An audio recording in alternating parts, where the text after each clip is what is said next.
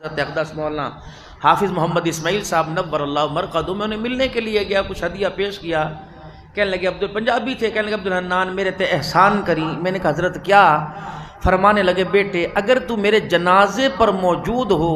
تو مجھے سنت کے مطابق دفن کرنا۔ کیا کرنا؟ نہیں بولے نہیں، آپ سنت کے مطابق نہیں دفن ہونا چاہتے؟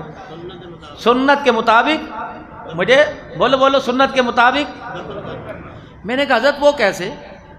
فرمایا میری قبر بغلی بنانا۔ کئی علاقوں میں مٹی جو ہے وہ نہ ہموار ہوتی ہے، بغلی قبر اکثر بیٹھ جاتی ہے، یعنی ایک تو قبر سیدھی بنی، ایک دائیں طرف قبر کے اندر جو قبر کی بائیں دیوار ہوتی ہے دائیں طرف وہ بغلی قبر ہوتی ہے۔ میت کو کروٹ کے ساتھ ہم سیدھا لٹاتے ہیں، میت کو کروٹ کے ساتھ قبلے کی طرف لٹانا چاہیے، اس کا رخ وجود کے ساتھ قبلے کی طرف۔ میت اور مٹی کے درمیان صف کپڑا کوئی نہیں بچھانا، یہ حضور صلی اللہ علیہ وسلم کی قبر مبارک۔ کچے مٹ کے اس بغلی قبر کے اوپر یہ سلیٹیں پکی ہوئی بھٹے آگ سے پکی ہوئی چیز قبر میں رکھنا ناجائز ہے بھائی۔ پہلے لکڑی رکھتے تھے، اب مٹی کی ناہمواری زمین کے نرم ہونے کی وجہ سے یہ پھٹے رکھتے ہیں، ورنہ میرے عزیزوں کچے مٹ کے یہ آپ صلی اللہ علیہ وسلم کی۔ اور قبر جو اتنی اونچی، ایک بالش بس، زیادہ 2 بالش اس سے اونچی،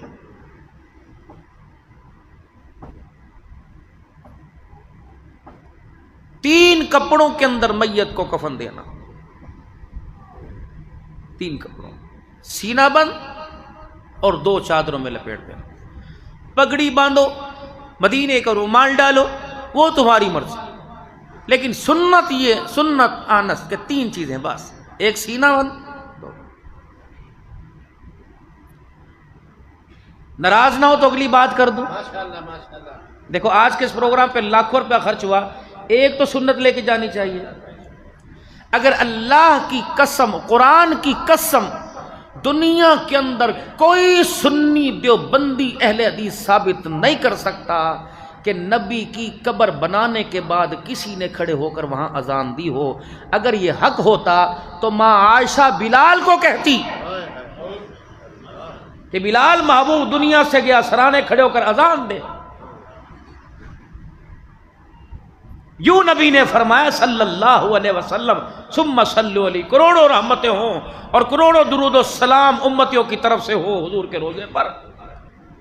آپ نے فرمایا وارثوں کو اتنا تیار کرو تمہاری قبروں کے سرہانے بیٹھ کر خدا کو رو کر دکھائیں اور قرآن کی تلاوت کریں، تمہارے رونے اور قرآن کی تلاوت پر اللہ کو ترس آ جائے اور قبر کے گڑھے میں مرنے والے باپ کی اللہ مغفرت فرما دے۔ میرے باقی بھائی مہمان تو گھر میں آتے ہیں، کھانا پینا جو بھی ہے وہ علیحدہ بات ہے۔ ابھی صرف دیکھو یہ مرکز ہے توحید و سنت کا،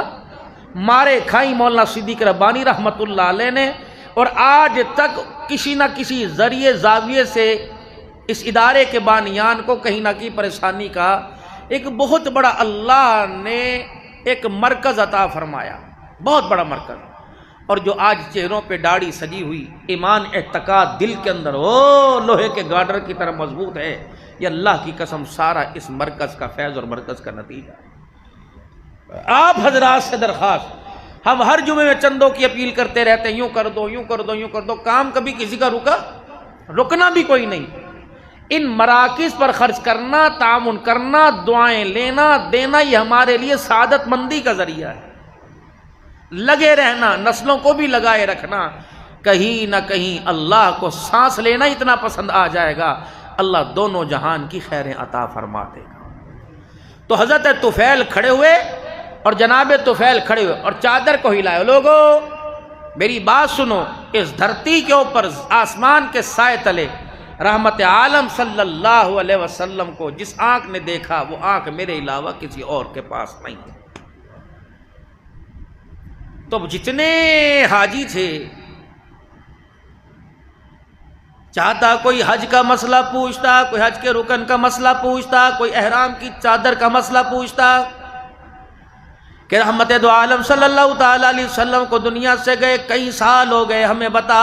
امام الانبیاء صلی اللہ تعالیٰ علیہ وسلم نے جب حج فرمایا تھا آپ رحمت دو عالم صلی اللہ تعالیٰ علیہ وسلم کے ساتھ ہوں گے، آپ اتنا بتاؤ پاک پیغمبر صلی اللہ تعالیٰ علیہ وسلم نے حج کیسے کیا تھا؟ رب العالمین کی قسم ہے نہ مردوں میں کسی نے سوال کیا نہ عورتوں میں کسی نے سوال کیا۔ حضرت طفیل دوسی رضی اللہ تعالیٰ عنہ کے پاس آ گئے، کہنے لگے طفیل دوسی آج تجھے بتانا پڑے گا، اگر تیرے اندر ہمت کوئی نہیں، تیرے اندر طاقت کوئی نہیں، تیرے اندر برداشت کوئی نہیں، لیکن آج تجھے بتانا پڑے گا، تو نے ایک مرتبہ نہیں کئی مرتبہ ہزاروں مرتبہ آمنہ کے لال کا مکھڑا دیکھا ہوگا، آج ہمیں بیت اللہ کے سائے میں اتنا بتا دے حضور کا حسن و جمال کیسا تھا۔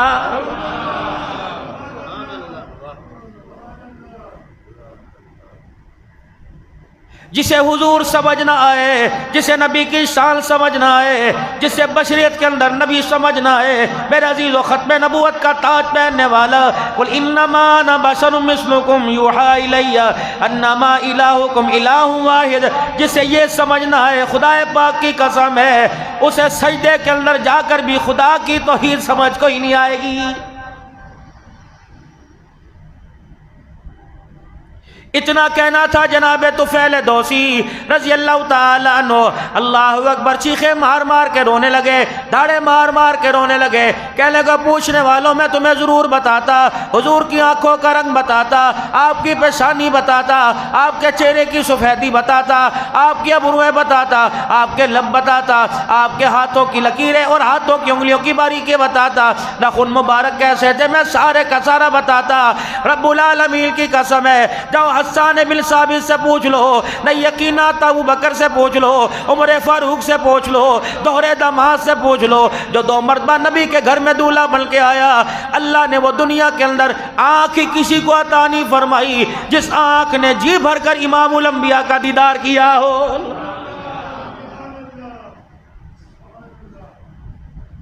ہم تو پورا حضور کا دیدار نہ کر سکے، جتنے حاجی بیت اللہ میں آئے تھے کہنے لگے کیا مطلب؟ کہ جاؤ حسان بن ثابت رضی اللہ تعالیٰ عنہ کی قبر پہ جا کے پوچھو، تو شاعر رسول ہے، حضور کی مجلس کا شاعر ہے، بتا رحمت دو عالم صلی اللہ تعالیٰ علیہ وسلم کا کیسے دیدار کر کر کر آنکھوں کا نقشہ شاعری میں لایا کرتا تھا، آپ کے ہونٹوں کا نقشہ لایا کرتا تھا، آپ کے اشاروں کا نقشہ لایا کرتا تھا، میری طرف دیکھنا عشاقان رسول اہلیان پیر محل والو۔ حسان بن ثابت کہتے ہیں جب میں حضور کو دیکھا کرتا تو شہادت والی انگلی اور درمیان والی انگلی یوں کر کے میں اپنی آنکھ کے درمیان دونوں پلکوں کے اوپر لکھ رکھتا، جب میں کوئی شعر عکس کرنا چاہتا، حضور کے حسن و جمال کا عکس لے کر شعر میں لانا چاہتا تو یوں کر کے میں ہلکی سی آنکھ کھولتا، فوراً حضور کا مکھڑا دیکھ کے آنکھ بند کر لیتا۔ حسان بن ثابت تو آنکھ کھول کے کیوں نہ دیکھتا کہ چاند کی کیا چمک ہوگی، سورج آسمان کی کیا چمک ہوگی، ستاروں کی کیا چمک ہوگی، سورج کی کیا روشنی ہوگی۔ رب العالمین کی قسم ہے جو اللہ نے نور آمنہ کے لال کے چہرے پہ ڈالا تھا، آنکھیں تو دور کی بات ہے، کالے پتھر پہاڑوں کی طرف آمنہ کا لال آنکھ کھول کے دیکھتا تھا، پتھر کا کالا رنگ بھی سفیدی کے اندر تبدیل ہو جاتا تھا۔